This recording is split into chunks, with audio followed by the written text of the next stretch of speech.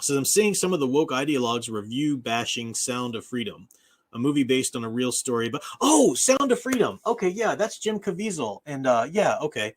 I'm sorry. Who said Divinity Cayens? Yeah, I'm sorry. Yeah, Sound of Freedom. Okay, the name just didn't immediately click with my mind. But yeah, Sound of Freedom is the one about the human trafficking.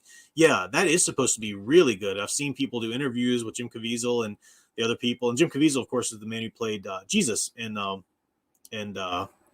Gibson's Passion of Christ film, if I'm remembering right. I kept wanting to say Temptation of Christ, but that's a different movie. It is very real, and we need to really wake up to that. I mean, I was telling Sound Engraver the other day, I drive on the interstate a certain way to drop off my daughter each week. You know, I pick her up. She has some part of the week with her mother and part of the week with me, but we live a little bit far apart. So there's a little bit of a drive there, and there's an interstate rest area that I stop at, or a lot of times when Sound Engraver and I are on road trips and whatnot. And sometimes you see the little signs in there saying, hey, be observant, look around. Human trafficking is happening right here. And of course it happens on interstates. And you hear horrible stories, and they're real. They seem like they're just kind of sensational,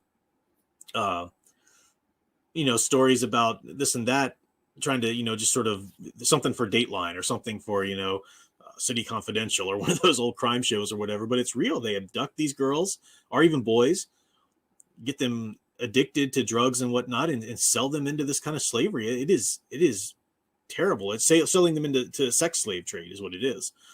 It's kind of like the opening episode of Daredevil from Netflix, even though that was a little more dramatic and shipping them overseas, which happens as well, but it's very much there. It happens. So seeing the woke ideologues, I can't believe, why would a woke ideologue review bash, as you say there, a movie about human trafficking of children? They're saying it's a conspiracy for boomers. Like what is their kickback for that? What is a woke ideologue's kickback for trying to ignore slave trafficking? I mean, for this movie was made by conservatives, made by Christians, so of course they can't have anything to do with that.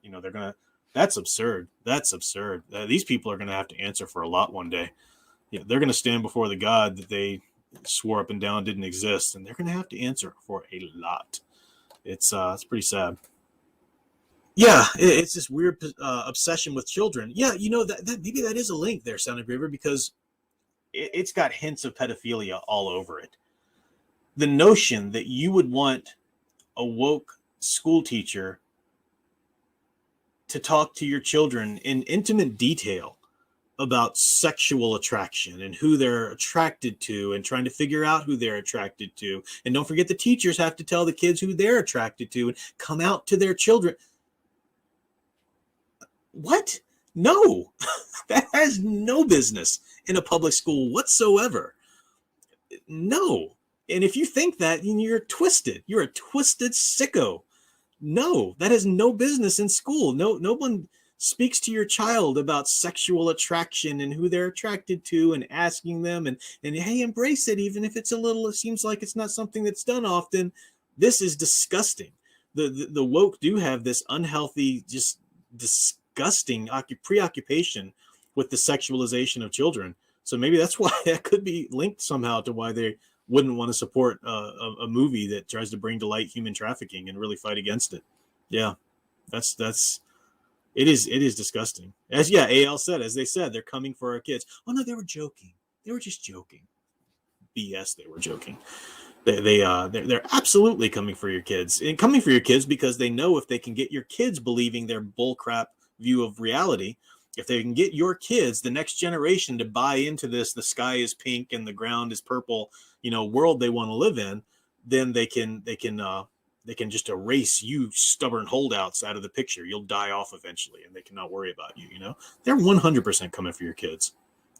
It's absurd that they would think that they could try and pass that off as a joke. Lynn Green says kids rebel against what adults think is cool. I keep hearing stories of kids rejecting pride in school. Those are heartening, those stories that happen.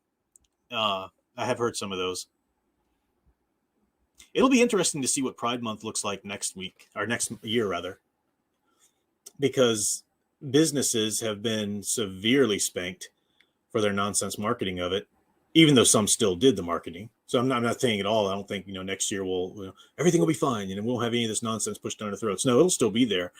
But I wonder. I wonder if people have learned their lesson. The real test for next year when it comes to Pride Month, or the real test for people fighting back about this nonsense, is, are you going to get tired of fighting back? That's the thing. That's the thing with like when we fight for good stories and good movies. So many times I hear this weakling little I give up statement, which is, I'm just so tired of the negativity. I'm just really tired of the negativity. I just want to, watch and enjoy stuff. And I'm just really tired of the negativity. What is that? I say, I'm tired of fighting anymore. I'm tired. Now I'm starting to see anybody critical of anything is negativity. And I'm tired of fighting. I just want to go enjoy movies and not think about this nonsense anymore. And that's how the other side eventually wins. The resistance get tired of resisting, because it's hard to resist. It's hard to fight against something, whether it's an actual war or just culturally fighting against something. So it'll be the tale for next year if people who have successfully boycotted and spoken their mind and not been afraid to speak out, these things that people want to cancel you for, if people still have the energy to do that and still have the integrity of belief in their values to do that, that'll be the deciding factor, I think. So it'll be interesting. Spidey Rules says, I remember a kid got in trouble for wearing a shirt that says there are only two genders. Are you kidding me? Wow. Did you know about that, or was that a story that you heard or whatever? I wouldn't doubt it. I mean, I know that there are people out there whose kids just have to be in public school. I know that's a fact. Some parents don't have other options and whatnot. I totally get that. And there are some public school districts in different counties and whatnot that aren't as crazy as all this stuff we're seeing in the media. I get that too. But it's just, accepting all of that, it is just a general fact that public school is where they are going after your kids. That's the battleground, right? That's where they're really going at it. And if you have any if you are in a place where your public school system is really, feeding, and don't just casually say, oh, no, my public school system's fine. Oh, it's so subtle and it's so insidious how it gets in there. And it's just a little leaven's the whole loaf, and it's it'll blossom in a heartbeat. So don't just, too easily dismiss it as your school system's fine, even though I'm sure some places aren't quite as bad as all this, but it's there. And if you have any opportunity or any recourse to pull your children out of that, I'm in a very different situation because my child is is got a lot of special needs. So even though I would be qualified to homeschool, I'd be qualified to homeschool easily. I homeschool her with a different measure. It's it's developmentally, she's much younger than she is, so it's a different kind of thing. But so I get it. A mom and dad who are both working, for example, and a mom suddenly is faced with the idea of having to homeschool 2-3 kids on top of maintaining her job. I get it. It's not always feasible, but if it at all is, I definitely recommend people do it. Or look at some private schools, Christian private schools or whatnot, because just because a school's a private school doesn't mean they're not full of wokeism. You have to look at the case-by-case basis. But Studio Super for another 99 super chat. Thank you very much. Appreciate that. So I'm tired of this culture. I deleted my Twitter, make comments on stuff, focusing more on my art Twitter, working more on my comics, thinking about culture today tires me. Yeah, I still have a Twitter for my Catholic Bible Geek channel that I never post on, but I keep it open so I can get notifications when my bishop posts, or when certain people that I actually want to hear their thoughts post.